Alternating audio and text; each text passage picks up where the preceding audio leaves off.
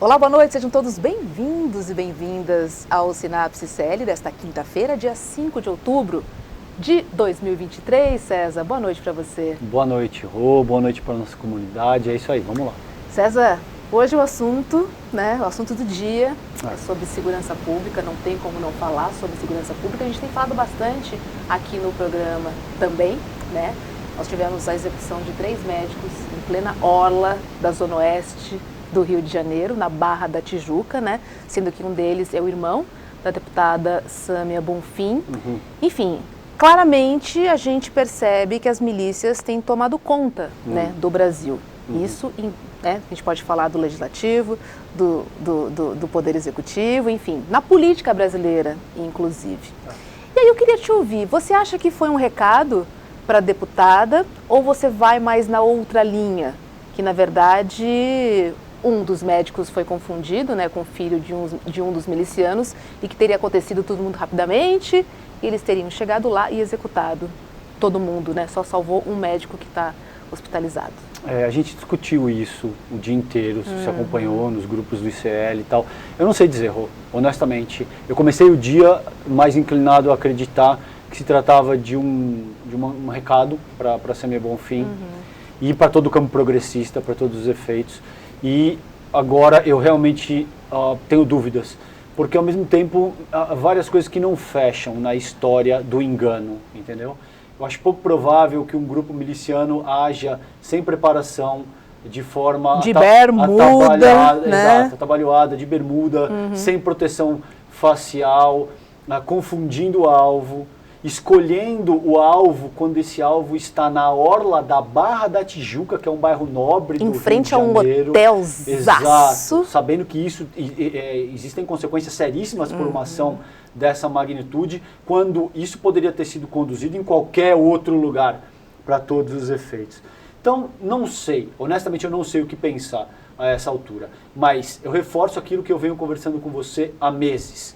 É hora do governo federal apresentar um planejamento sólido na seara da segurança pública nacional.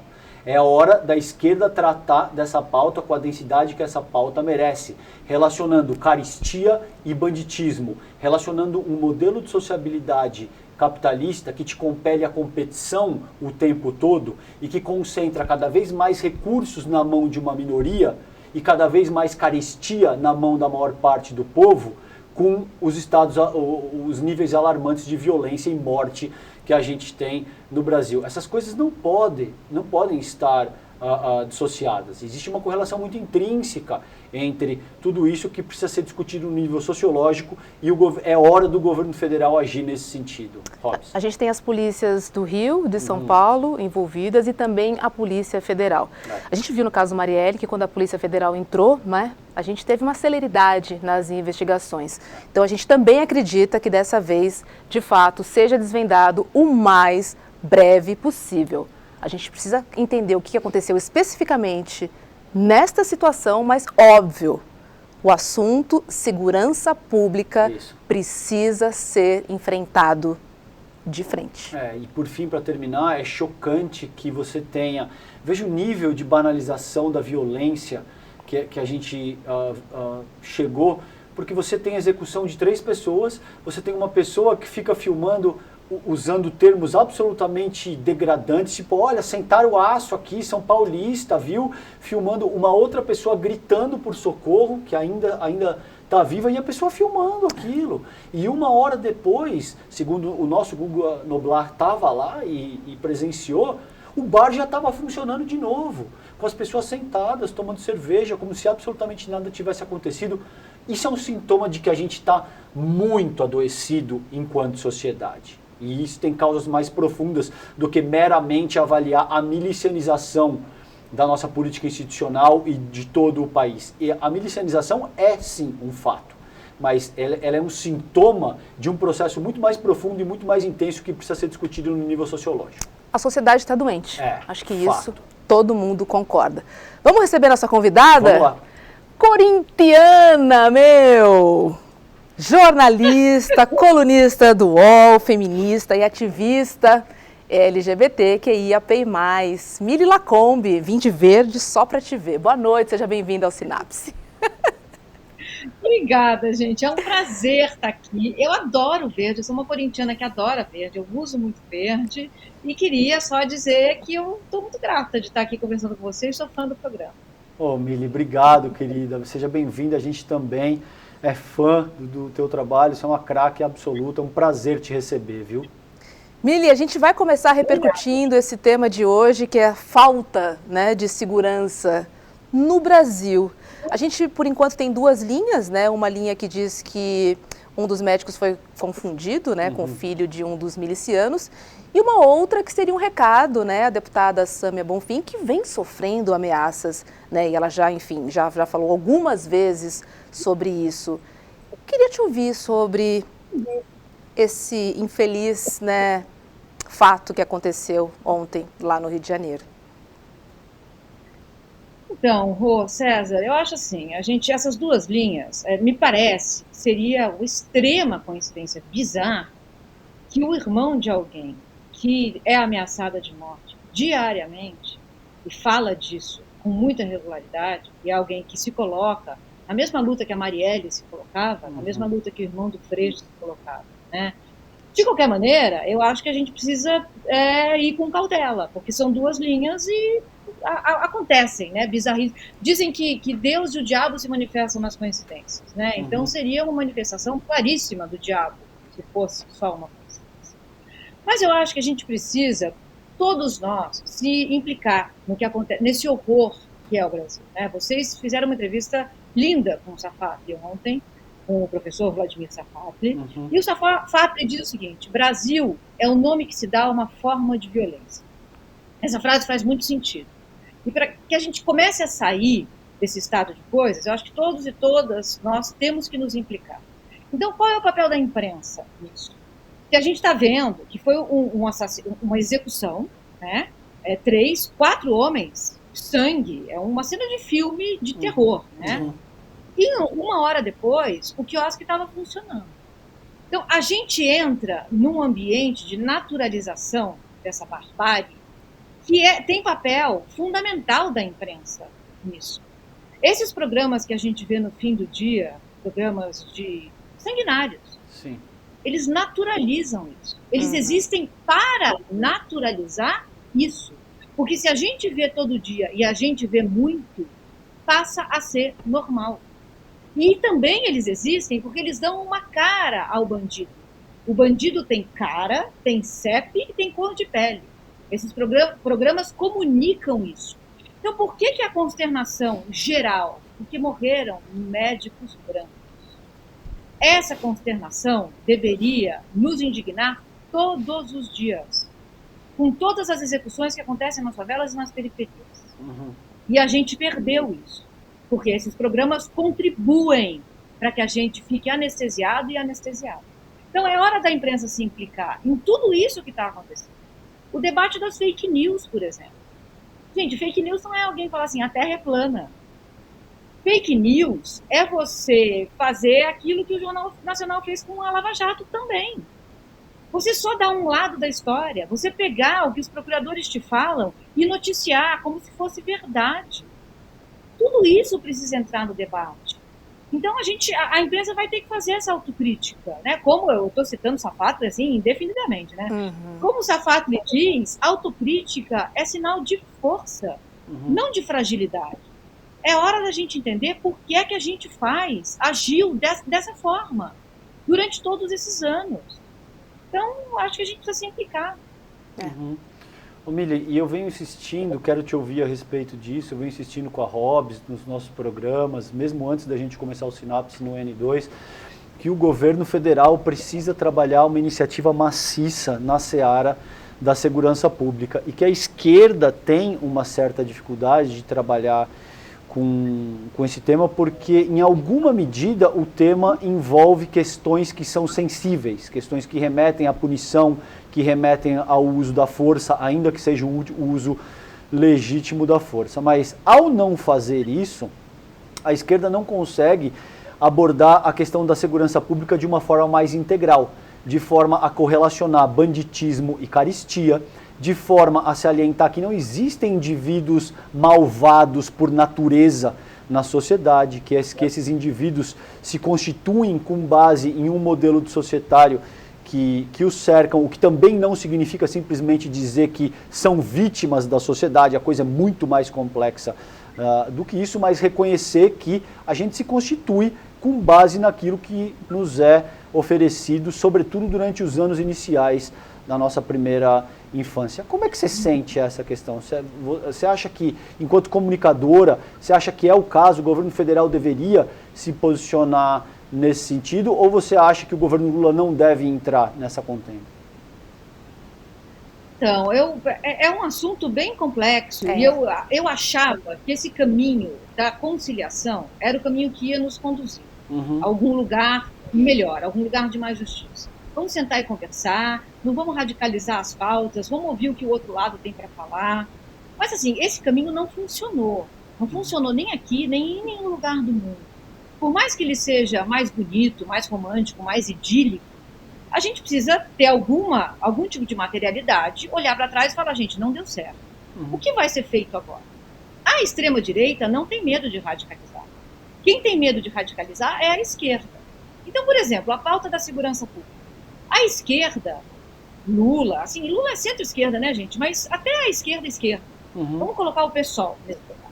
Não fala claramente numa pauta que me parece básica, que é o fim da polícia militar. A gente precisa tratar disso sem tabu. O fim da polícia militar não quer dizer que vai acabar a polícia. Ah, então você quer a baderna, porque o diálogo se dá mais ou menos nesses dois lugares. Extremos, você quer o fim da polícia, você quer a baderna. Quero ver na hora que você for assaltada, quem vai te defender. Não é o fim da polícia, é o fim de uma lógica militarizada que cria a ideia de um inimigo. A polícia militar nasceu com bases muito racistas para encontrar, localizar e eliminar o inimigo. É assim que toda a polícia militar é formada. Então, precisa haver um inimigo. Senão, o que ela está fazendo aqui? Né? Não adianta essa polícia ficar no nosso dia a dia. A polícia militar é para fronteiras.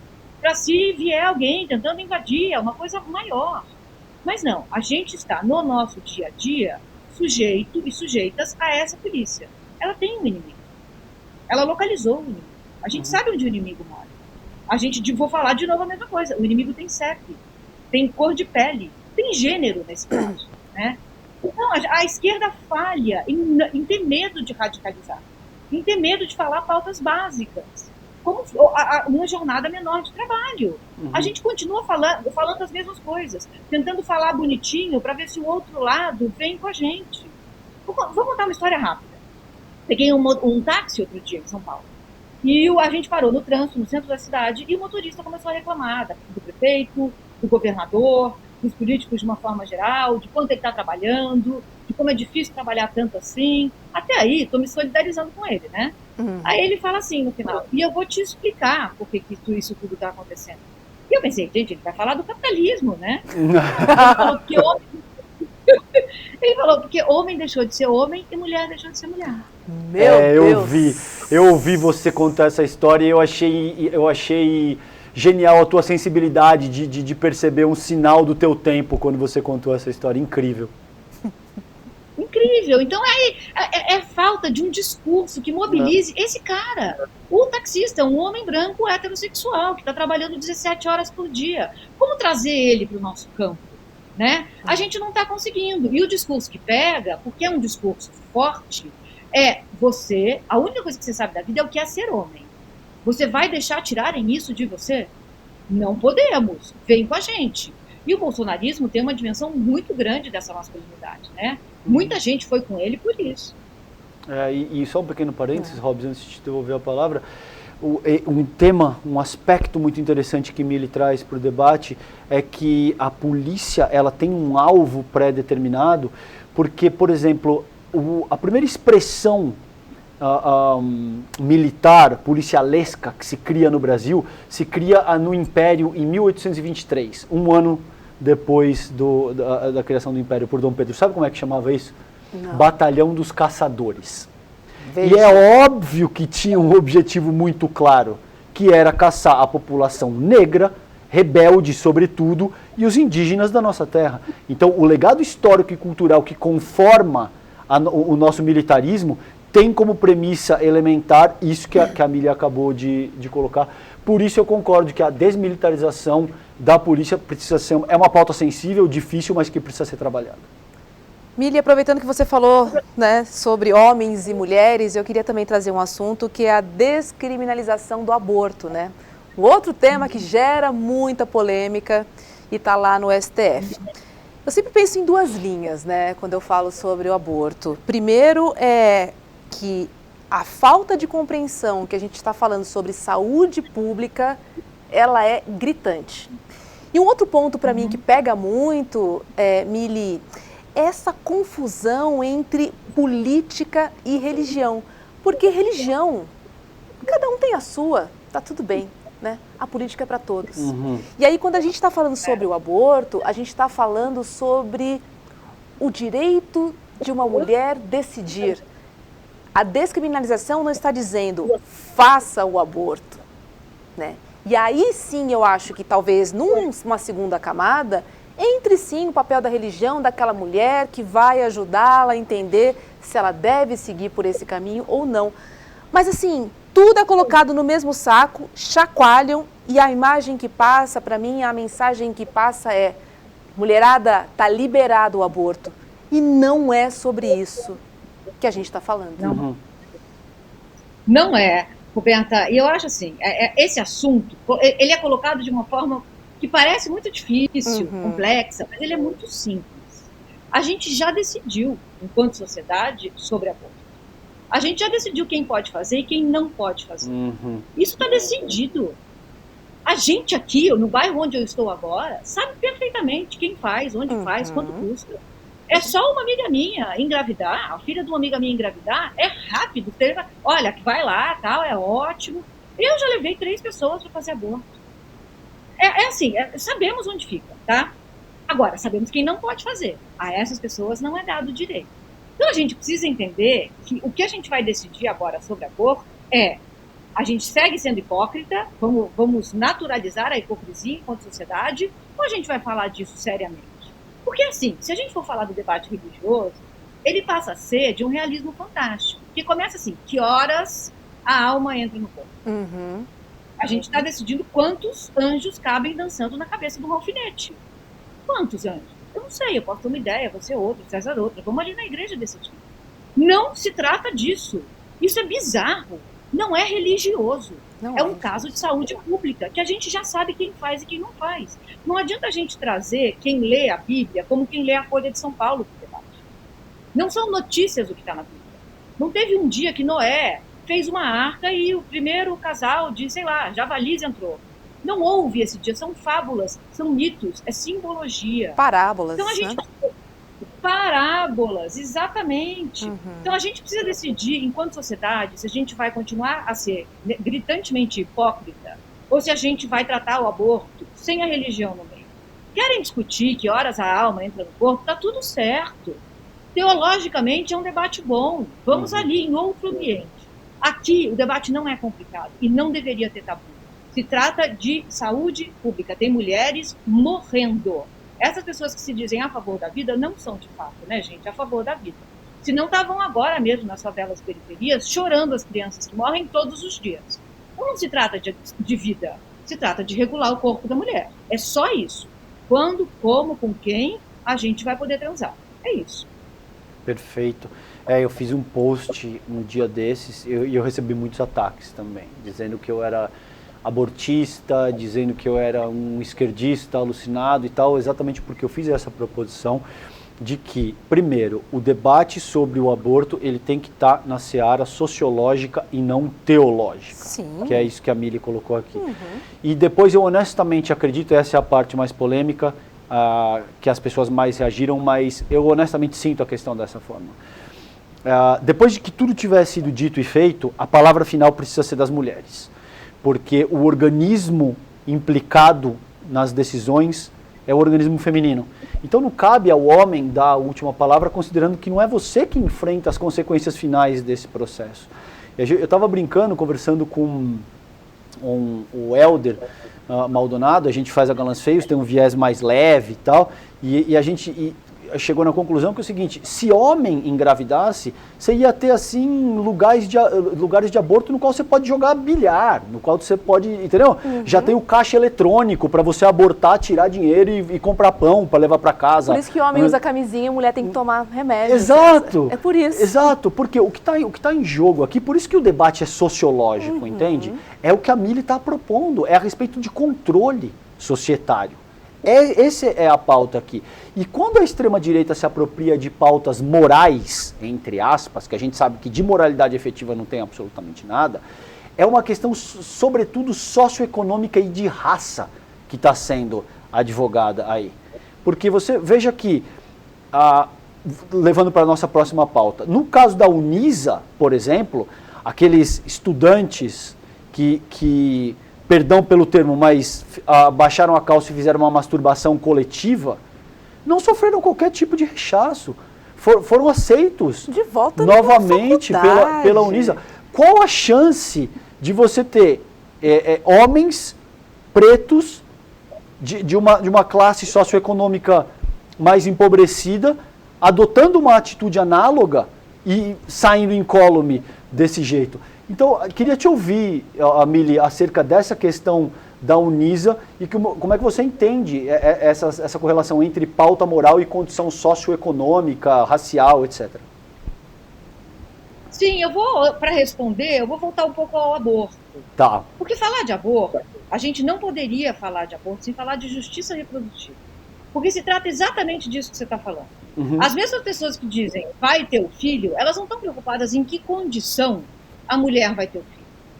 Mas olha, tem muita gente que escolhe o aborto mesmo correndo o risco de morrer porque não tem condição econômica de criar uma criança. Mulheres que trabalham 12 horas por dia, 7 dias por semana. Qual é a solução? Essas pessoas não estão preocupadas com isso. A solução é creche, educação sexual, é você estabelecer um ano para que essa pessoa fique em casa, é falar de paternidade, é envolver pais. Qual é o papel do pai? É educar. A solução passa por aí. Então, aborto é justiça reprodutiva. A gente deveria, enquanto sociedade, estar falando disso. E a gente cai aí, nesse caso absurdo, dos caras da Unisa, que fizeram, é o que você falou, assim, não haveria a possibilidade deles serem negros, fazerem isso, por exemplo, num evento com mulheres brancas. Não haveria. Eles estariam banidos, fim, sai. A gente viu a Marcele Decoté, né? Ela errou, a assessora da Aniele Franco, na final São Paulo e Flamengo. Ela fez uma série de tweets ruins, errados, um equívoco. Tudo bem, ela errou. Não há segunda chance. Para uma mulher negra que erra. Para uma mulher que erra, gente. Não há segunda chance. Uma mulher, a gente erra pelo gênero. Um homem erra sozinho. Então, por exemplo, se você vir uma mulher fazendo uma baliza errada, alguém vai falar, gente, olha, mulher não sabe dirigir. Mas quem mais bate carro é homem. E tá cheio de homem fazendo baliza errada. Mas aí ele erra assim, olha lá, o João Pedro não consegue fazer essa baliza. Exatamente. É ele que é braço, né, Mili? Ótimo ponto. É o indivíduo que é braço. Isso. E tirar da gente o direito de errar é tirar muita coisa. A gente constrói subjetividade. A gente se entende ser humano. A gente cresce errando. Então, eu acho que a gente está falando do sistema da diferença sexual, do regime da diferença sexual. E esse é um assunto importante também que a esquerda se omite. Não tem muito isso sendo discutido. Sabe? A gente aceitou essa ficção de ideologia de gênero. A gente nem se opõe a isso. Eles falam e parece uma coisa outra. Tem gente que tira um sarro da linguagem neutra. Gente de esquerda que tira um sarro da linguagem neutra. Sabe? Então é muito violento. A gente entende violência quando alguém quebra o vidro do nosso carro e leva o celular.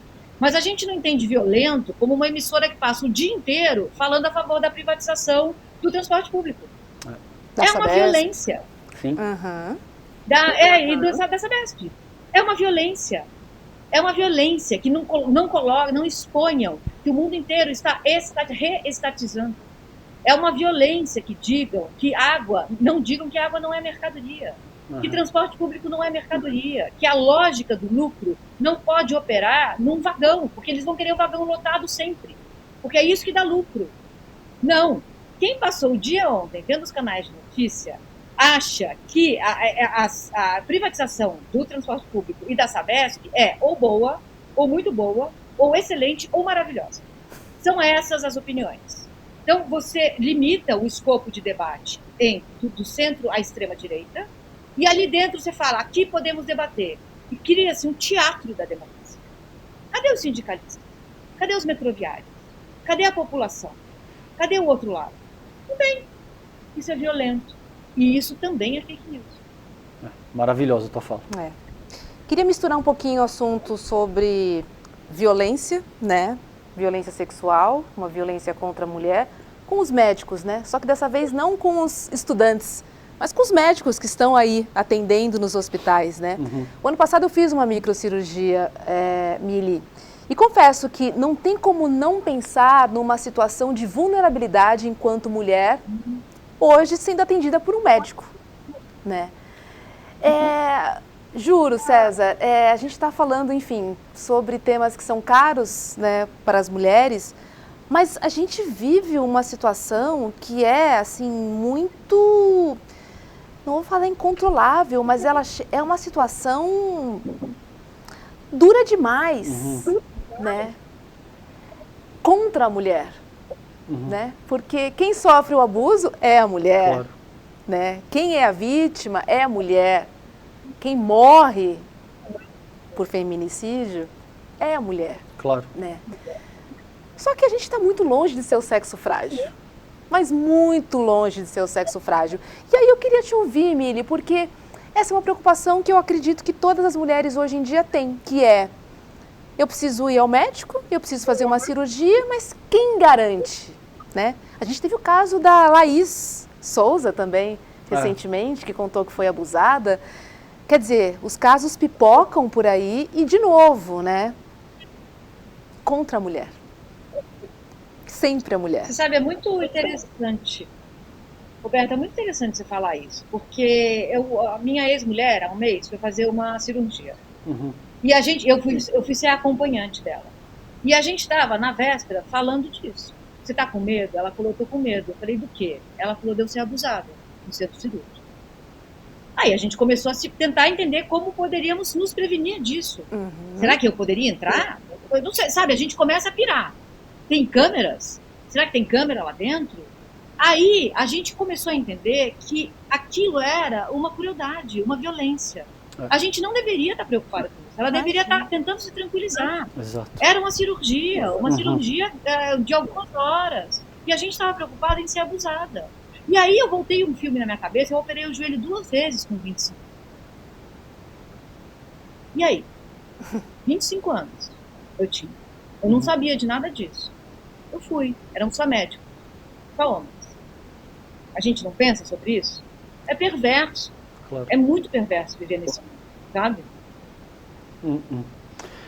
Esse é o ponto central, uma vez que você devia estar se preparando para enfrentar uma situação que em si já é dura, porque você não sabe exatamente como aquilo vai discorrer e você ainda precisa estar preocupado em se certificar de que a pessoa que está ali para te amparar não vai cometer um tipo de violência absurdo. É muito cruel e eu entendo que eu, enquanto homem, nunca passei por isso. E nunca me vi nem compelido a pensar nesse tipo de coisa. Então, eu imagino o quanto doloroso, o quanto desgastante. Eu sinto a dor, mas é algo que eu nunca vou sentir enquanto homem, entende? Então, é de fato muito cruel.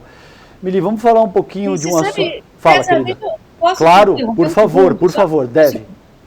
Porque é importante a gente dizer que homens não são assim e mulheres não são assados. Sim. Não é que homens nasceram ruins e mulheres nasceram boas. Há homens maravilhosos, há mulheres perversas. Claro. Né? A gente não está falando de nada que seja naturalizado, é tudo construído. Quando a gente nasce e o médico diz é menino ou é menina, está traçado um destino ali. Menina vai sentar de perninha fechada, vai falar baixo, vai procurar um marido assim que der, vai ser bela, recatada e do lar. Isso. O menino ele vai ser viril, ele não pode chorar, ele não vai se deixar atravessar, ele vai ser muito macho, ele vai gostar de futebol, a menina vai gostar de boneca. Essas coisas são impostas. A gente começa a ser construído e construída, mulher vai cuidar, homem vai ser cuidado, nesse sentido. Tudo é uma construção. Essa construção diz para os homens que nós somos objeto. O capital simbólico do homem vem de quantas mulheres ele pega.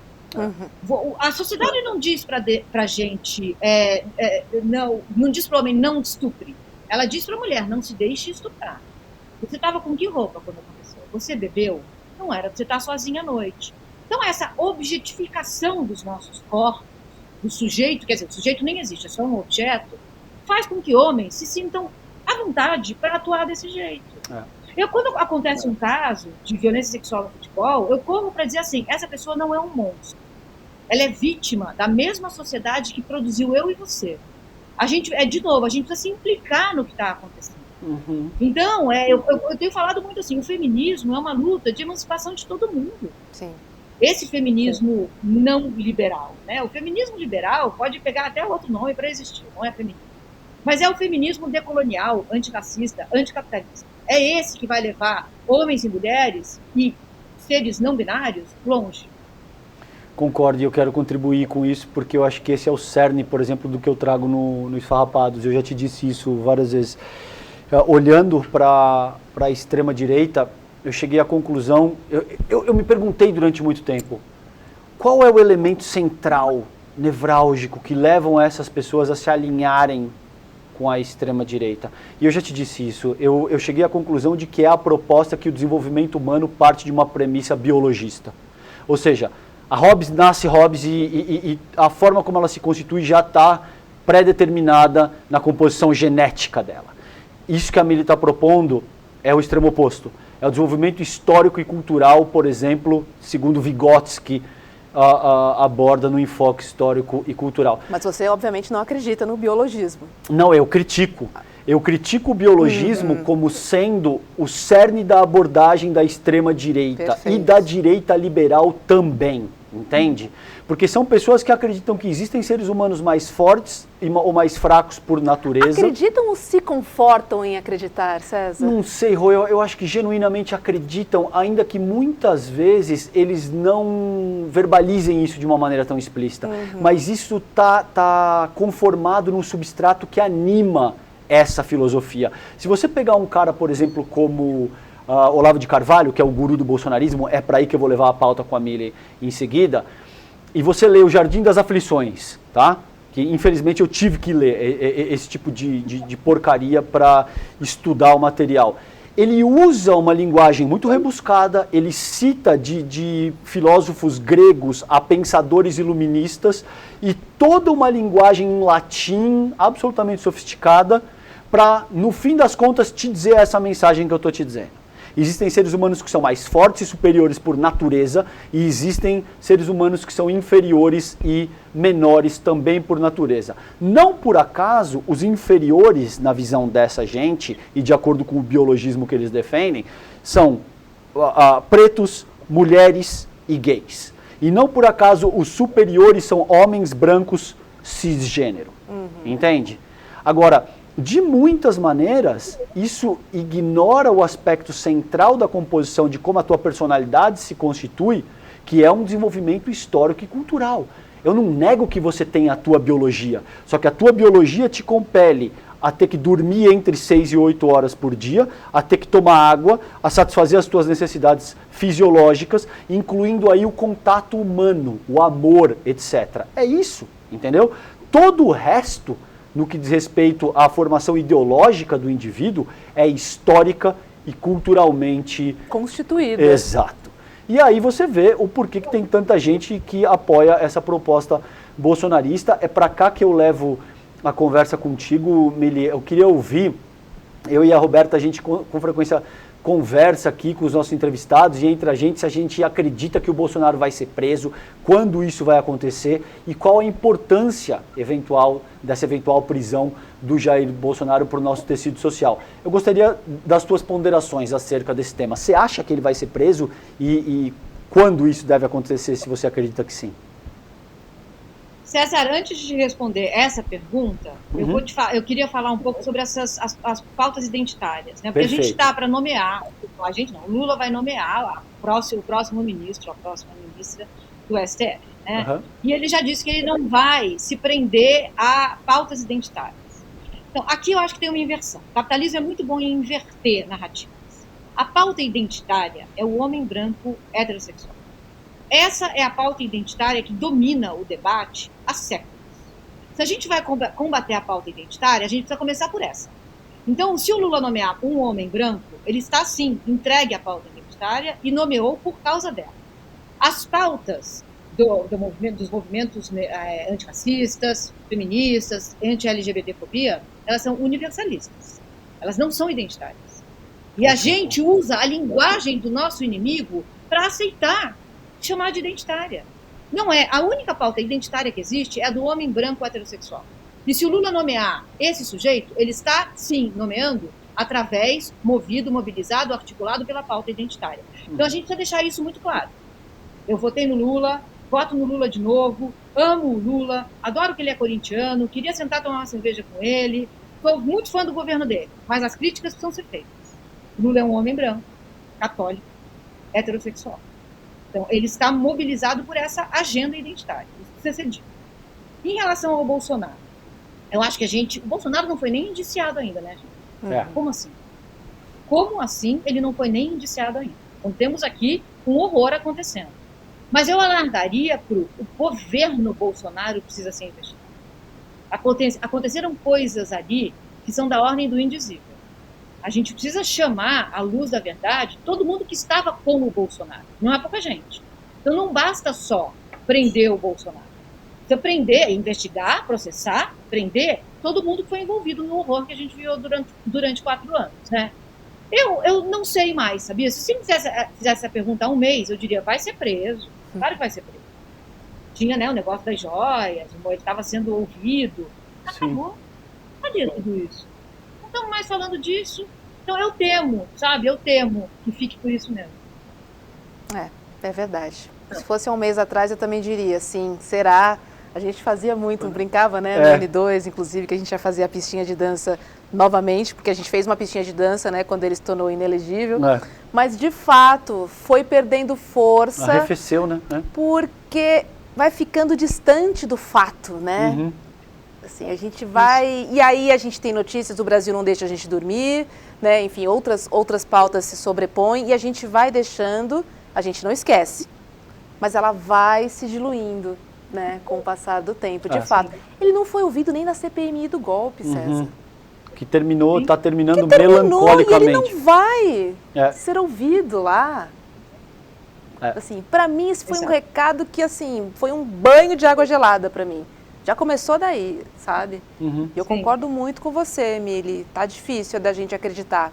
Agora, a gente tem, assim, independentemente, né, da personificação da extrema-direita, a luta é longa. A gente entende que não acabaria com a prisão do Bolsonaro, porque, enfim, temos filhos, né? Temos netos de Bolsonaro. Fora a população, né? Fora quem acredita ainda, que ainda não se convenceu mesmo com tudo que a gente tem trazido, enfim, a imprensa e tudo que tem se mostrado, né? Do que foi o governo Bolsonaro. Você acredita que essa polarização, pelo menos, ela vai diminuir um pouco, Mili, num futuro próximo? Ou você acha que a gente vai ficar 50-50 aí por um longo tempo? Eu acho que interessa aos donos do poder que a gente fique assim, né, rachados por um bom tempo. A gente viu o escândalo das Americanas também, né? Não aconteceu nada ali, gente, nem vai acontecer, né? A gente teve uma suspeita de um desvio fiscal histórico, né? Que em tese esse dinheiro teria ido para o bolso dos já muito ricos. A gente não consegue nem calcular isso. Nenhum real, né? Não é? Então a gente, assim, não vai acontecer nada. Eu acho que essa polarização interessa, mas essa polarização, ela só vai acabar na hora que a gente trouxer o inimigo de fato à mesa, que é o capitalismo. Também é um tabu falar disso. Eles jogam o debate em tudo o resto, ideologia de gênero, a madeira de piroca, a terra é plana, para que a gente não fale do que precisa ser dito. O capitalismo acabou. O que a gente está vendo é um estrebucho. E é um estrebucho feio. Teve um antropólogo, que eu não vou lembrar quem é, que falou que o fim do mundo vai ser lento, quente e fedorento. A gente já está vendo isso acontecer. E não é porque a gente foi mal, porque a gente foi bom, é porque havia uma classe dominante de pessoas que derrubou as florestas, explorou outras classes de pessoas e seguiu fazendo isso em nome de um acúmulo inimaginável de riqueza que não serve para nada. Ninguém vai se salvar sozinho disso, gente. Não adianta, não vai construir um foguete e ir para Marte, vai ficar quem em Marte? Vivendo do quê? Fazendo o quê? Se o homem comeu uma carne crua do outro lado do mundo e a nossa saúde foi afetada, como é que a gente pode falar em saúde privada? Como é que a gente pode falar em liberdade individual? O capitalismo, na sua forma mais recente, o neoliberalismo, é todo baseado nessa ficção de liberdade individual. Não existe. Eu não vou ser livre enquanto as pessoas estiverem sendo assassinadas na periferia. Eu não vou ser livre enquanto mulheres estiverem morrendo porque estão tentando fazer um aborto porque não conseguem pagar para criar uma criança. Nós estamos todos ligados, a gente é um bicho social. Foi isso que fez a gente evoluir. A gente não é o mais rápido, a gente não é o mais forte, a gente não é o mais alto, a gente não é sequer nem o mais inteligente. A gente sabe jogar junto, mas a gente sabe também jogar separado. Mas a gente só vai seguir aqui, nessa nave perdida no cosmos, navegando rapidamente por dentro do cosmos, na velocidade, sei lá, é enorme a velocidade, se a gente conseguir jogar junto. A gente está só acabando, a gente vai ser a primeira espécie que se auto-extinguiu. Os dinossauros tiveram um meteoro como desculpa. A gente não vai ter nada. A gente se auto-extinguiu. Então é disso que se trata. Enquanto a gente não trouxer o problema para a mesa e aquele taxista entender que eu e ele estamos de um mesmo lado, a gente não vai sair disso. Ele vai continuar achando que o problema é homem não é homem, mulher não é mulher. Enquanto entrevistador, eu não deveria te dizer isso, mas eu fico tão satisfeito com a tua fala, porque eu identifico as minhas ideias saindo através da tua boca e eu sinto tanta alegria na forma como você se conduz e na mensagem extremamente poderosa que você comunica, não só em termos de conteúdo, mas de eloquência também. Eu te admiro muito por isso, Mili. Vamos falar um pouco de futebol. Opa! Não tem, a meu ver, eu nunca fui torcedor de futebol, a despeito da Roberta não acreditar, eu amei jogar futebol, eu joguei futebol de salão, principalmente durante boa parte da minha vida, antes de começar a surfar, andar de skate, que depois essas coisas me interessaram mais. Mas é difícil ver, é impossível, não existe outra força social que cause o nível de coesão e de intensidade de reação da nossa população que você vê quando o São Paulo, foi o São Paulo que foi campeão agora, né? Recentemente. Para cima do Mengão. Isso, você não vê qualquer outra, não importa o que você mencione, você jamais vai ver esse nível de reação em termos de intensidade, de coesão. Não importa aonde você vá da cidade, são pessoas gritando, fogos estourando e tal. Então, assim, independentemente de gostar ou não de futebol enquanto torcedor, seria estúpido e ingênuo da minha parte negar que futebol é a principal força social que a gente tem em termos de promover coesão e arrancar reações das pessoas. E a Mili é a pioneira, enquanto comunicadora, de introduzir as mulheres numa seara que era basicamente masculina. Como é que você sente isso hoje, Mili, olhando para trás, olhando a forma como o futebol está organizado hoje? Eu gostaria de te ouvir, mas me parece que houve ganhos importantes das mulheres dentro do futebol. Não sei se é o que você almejava quando você começou a tua luta, mas houve ganhos importantes. Como é que você sente essa questão da presença e da participação das mulheres no futebol hoje em dia? César, eu acho que primeiro eu agradeço a sua fala tão carinhosa, obrigada mesmo, eu sou realmente muito fã de você, da Roberta, faz um tempo já, então obrigado, é muito querida. Bacana quando a gente escuta isso, de quem a gente admira. Olha, quando eu entrei no futebol, foi assim, eu nem sabia o que estava acontecendo na minha vida, eu gosto de futebol desde que eu nasci, foi o meu primeiro amor, foi a maneira como meu pai e a gente se clicou na vida. Meu pai sempre me tratou como se eu fosse alguma coisa que não era nem homem nem mulher. Ele sempre me deu todas as chances de ser quem eu quisesse ser. Com 4 anos ele me levou ao Maracanã. E eu tenho essa memória até hoje, assim, eu subindo a rampa, a mão dele na minha, eu olhando para cima, vendo ele sorrindo para mim, a sensação de subir a rampa, de dar num lugar que tem uma dimensão do sagrado, porque você vai indo por uma rampa que é mais escura, mais estreita, e você chega no campo, que é uma coisa aberta, grande, torcida de um lado, torcida do outro. Tem o sagrado, é construído como um sagrado. E isso bateu em mim, naquele dia que eu fui com ele pela primeira vez. Meu pai era um torcedor do Fluminense. O Fluminense foi meu primeiro amor, antes do Corinthians. Eu sou uma aberração que tem 2 times, gente. O Fluminense foi meu primeiro amor. Então, o futebol entrou em mim da maneira mais orgânica possível. Eu não entendia que era separado, homem e mulher. Eu não entendia nem que eu não podia jogar bola. Eu entendi que eu não podia jogar bola na escola, quando 2 professoras me tiraram uma hora do recreio. Falaram, você vai brincar de boneca. E eu fui, chorando, mas eu fui. E aí, no dia seguinte, minha mãe foi na escola. Minha mãe nem gostava que eu jogasse bola. Ela foi na escola e falou, olha, minha filha vai jogar bola quando, como ela quiser. Se ela não estiver batendo em ninguém, eu não quero que vocês proíbam ela de fazer nada. Então, naquele dia, eu fui apresentada ao preconceito. Depois, quando eu entrei para comentar, outras mulheres cobriram futebol antes de mim. Eu fui a primeira a comentar um jogo.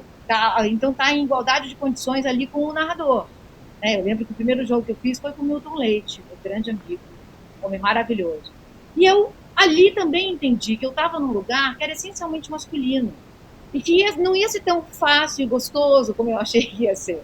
Eu ainda não era tão letrada no feminismo. Assim. Então, eu não tinha ainda o vocabulário, a linguagem, man interrupt, sabe? Eu não sabia o que era isso. Mas eu sabia que acontecia coisas do tipo, 2 segundos antes de eu entrar no ar, alguém do meu lado, um homem, falava, teu cabelo tá ruim hoje, né? Pronto, estamos no ar. Então, aquilo me dava uma desmoralizada. Mas eu não entendia como uma artimanha do sistema, porque eu estava entrando num lugar que, em tese, não era meu. Porque é isso, a gente soa como uma invasora, né? Vocês não são... Esse reduto era nosso. Já tenho que ficar em casa com as mulheres. Agora, isso aqui é nosso, é de homem para homem. E também tem isso sobre a cultura heterossexual masculina. Ela é homoafetiva. Homem gosta de conversar com homem. Homem quer a admiração de homem. Homem quer ser citado por homem. Homem quer passar tempo com homem. Da mulher, eles querem sexo e cuidado. Então, isso ficou muito claro ali. Eu estava entrando num lugar que não era meu. E eu tive que navegar por essas águas. Hoje, já tem mais mulheres. Mas a gente ainda vê muita cota. Né? Não é pela pluralidade de opiniões. Sim. Tem no UOL, onde eu trabalho, tem a Amara Moira, que é uma mulher trans, que escreve lá. Ela é maravilhosa. É um outro ponto de vista. Quanto mais pontos de vista, mais rica vai ser a opinião que a gente vai formar. O único defeito da Amara é ser palmeirense, mas não posso nem criticar. É perfeita. Tá valendo, né? É isso. Tá valendo, exatamente. São outros pontos de vista. A gente foi criada nessa sociedade com um ponto de vista. O do homem branco heterossexual. Quando começam a entrar outros pontos de vista, a gente se constitui como sujeito de uma forma muito mais bonita. Eu não sabia que o Brasil tinha sido invadido. Me ensinaram que foi ocupado. Que o Brasil foi descoberto, não ocupado. Se me ensinassem que o Brasil foi invadido e ocupado, eu entenderia que havia aqui saberes, amores, língua, arte, cultura, dor, tristeza. Havia povos aqui. Mas não, quando fala foi descoberto, não havia nada. Muda tudo. Muda tudo. Muda tudo. A gente está caminhando para os minutos finais, Mili, mas eu não posso deixar, né, de trocar uma ideia com você sobre o seu primeiro romance, né? O Ano em que Morri em Nova York. Conta pra gente um pouquinho desse livro, desse processo todo. Primeiro romance, acho que é especial, hein? Obrigada por perguntar dele. Sim, ele nasceu a partir de uma dor muito grande. É uma autoficção que nasceu no momento em que eu suspeitei que eu estava sendo traída. O que é pior do que descobrir que está sendo traída. Porque a suspeita te joga no lugar da paranoia. Sim. E o fato em si faz você agir. Então o livro nasceu dessa sensação.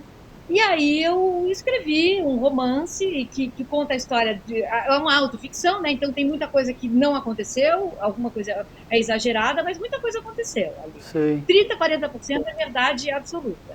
Da minha jornada morando em Nova York, descobrindo essa possível traição e tendo que voltar ao Brasil. Eu dei um jeito de ganhar algum dinheiro com o chifre. Aí deixa eu faturar com essa chifrada que eu tomei para tirar um proveito dessa história, porque, olha, ninguém merece. Eu tô tentado a te perguntar se você descobriu se a traição de fato se confirmou. Não sei se eu estaria sendo muito indiscreto te fazendo essa pergunta. Ou se ele vai ter que ler o livro para saber. Exato. Essa seria uma ótima resposta. Compre o livro e leia. Não, a traição, quando ela existe na cabeça, ela já existiu. Tá. Porque aí tudo muda, entendeu? Sim, a traição de fato existiu. Mas até não é escrevendo o livro, eu entendi que o real problema não era ela. Tá. Eram outras coisas que estavam acontecendo. E aí vai ter que ficar um papo por uma outra hora, porque a gente vai precisar falar, enquanto sociedade, da não monogamia. Tá. A gente precisa entrar nesse assunto. Porque é o seguinte, essa ideia de família que sustenta tanta coisa ruim no Brasil, sustentou um golpe de Estado, né, gente? Eles votaram em nome da família. Opa. Tem muita coisa por trás disso. Tem um núcleo hierárquico de poder, é uma ideia de família idílica, também muito hipócrita, né? Que precisa acabar. Então, às vezes, as pessoas falam assim, vocês LGBT, vocês querem acabar com a família. Até pouco tempo, eu dizia, não queremos. Hoje eu estou falando queremos. Queremos sim, gente. É isso que a gente quer fazer. A gente quer uma outra ideia de família.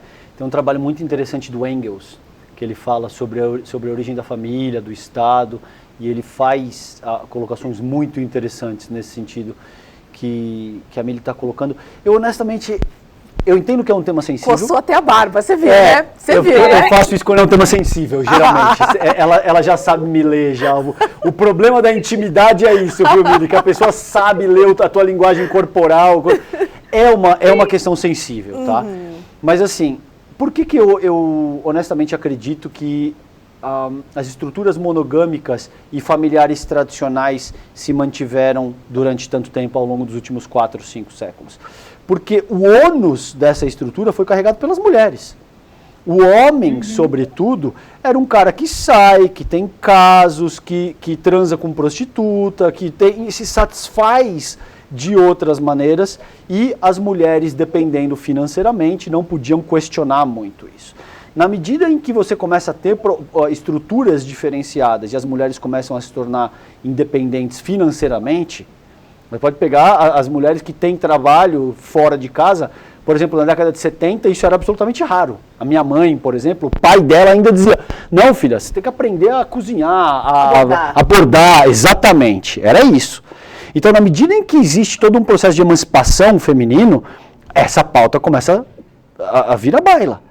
E os homens começam a perder aquele controle societário que eles tinham, sobretudo por conta da primazia financeira. Agora, de fato, esse é um tema para uma outra conversa, mas eu acho que é muito boa essa tua colocação, Mili. Monogamia é sim um tema que tem que ser discutido com mais ênfase. A estrutura do que é a família tradicional e de como ela sustentou tradicional, entre aspas, e pejorativamente falando, durante tanto tempo, e talvez a gente marque um outro encontro para falar exclusivamente disso contigo aqui, porque é um tema muito interessante, cara. É um tema bom, assim.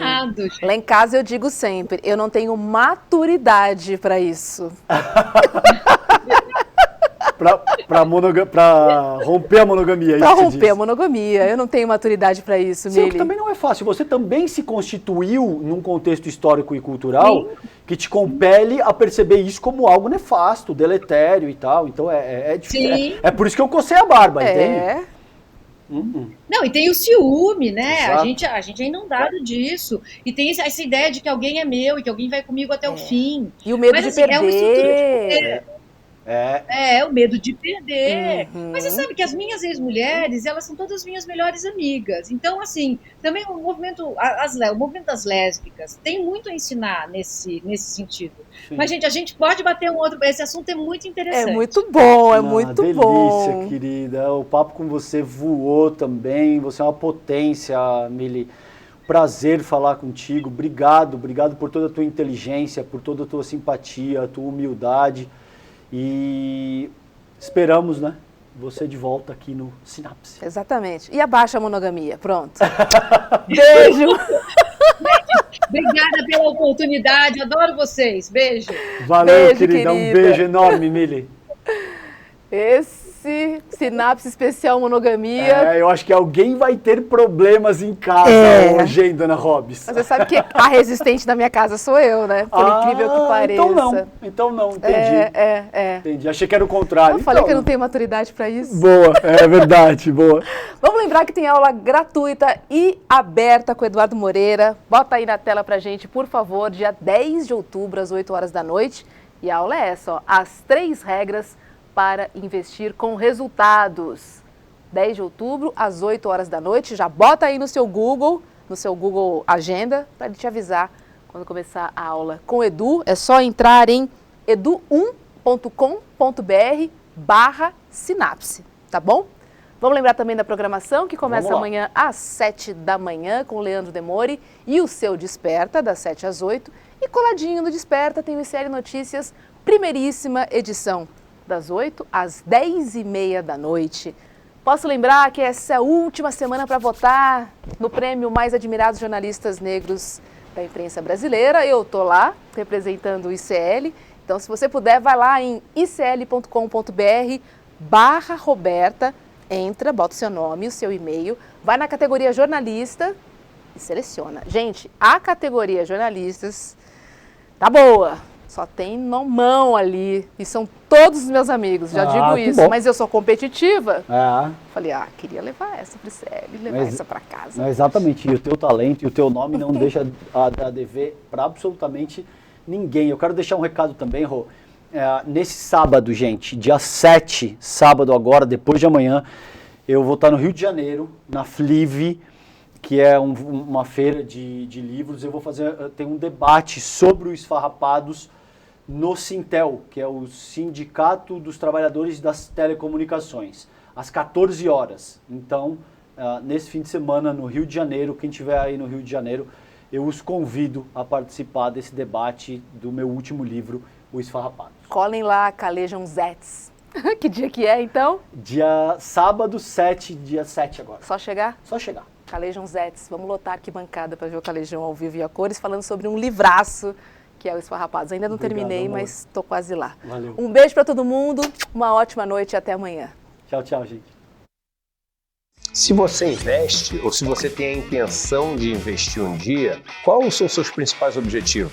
Garantir a educação dos seus filhos? Trocar de carro? Comprar uma casa que finalmente você vai poder chamar de sua? Fazer uma viagem com a pessoa que você ama? Dependendo do resultado que você espera, você tem que planejar esse caminho de uma maneira diferente. São muitas dicas, são muitas regras, são muitos caminhos para se seguir, mas eu diria para vocês que existem 3 conceitos básicos que todo mundo deveria sempre ter como fundamento para um bom investimento. Eu preparei uma aula para o dia 10 de outubro chamada As 3 Regras para se Investir com Resultados. Uma aula que você pode participar gratuitamente, clicando no link aqui em cima ou aqui embaixo. Você, de uma maneira muito simples e muito rápida, vai aprender regras que vão mudar a sua relação com o dinheiro e com os investimentos e abreviar a sua caminhada até a independência financeira, até o equilíbrio financeiro. Se inscreve agora,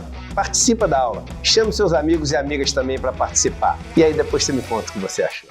A censura é um horror. Com censura não há democracia. A democracia não respira. Já fui muito censurado ali pelo final da ditadura militar e sei como é triste, como é uma tragédia, não só para o jornalismo e para a comunicação, mas é uma tragédia para a sociedade. Eu tive jornais alternativos, ainda no meu tempo de Pernambuco, no Recife, censurados de não poder circular e de serem triturados ali pelos censores que chegavam nas redações e trituravam, empastelavam completamente as nossas publicações. Infelizmente, a experiência da censura tem se repetido no Brasil. Agora, em plena democracia, a censura vem por meio de alguns juízes de decisões do Poder Judiciário que vetam jornalistas, comentaristas de tratarem de alguns assuntos. Então, repetir essa experiência em plena democracia é muito doloroso e só me faz lembrar o pior dos tempos da ditadura militar.